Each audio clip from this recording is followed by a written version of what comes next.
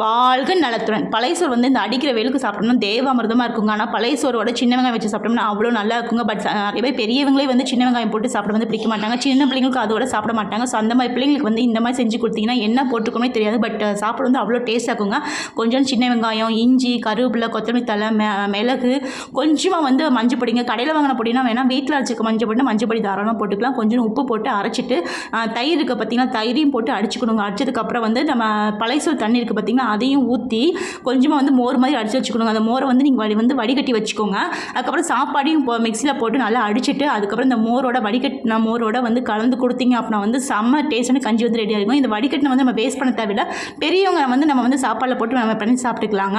So இந்த மாதிரி செஞ்சு கொடுத்தீங்கன்னா பிள்ளைங்க வந்து அவ்வளோ விரும்பி சாப்பிடுவாங்க. உடம்புக்கும் ரொம்ப நல்லதுங்க. கண்டிப்பாக உங்கள் வீட்டு குட்டீஸ்க்கு வந்து செஞ்சு கொடுங்க. உடம்புக்கு வந்து ரொம்ப ரொம்ப நல்லதுங்க. உங்களுக்கு இந்த வீடியோ பிடிச்சிருந்துச்சு ஒரு சின்ன லைக்கும் ஷேரும் சப்ஸ்கிரைபும் மறக்காமல் பண்ணியிருக்காங்க. வாழ்க வளத்துடன்.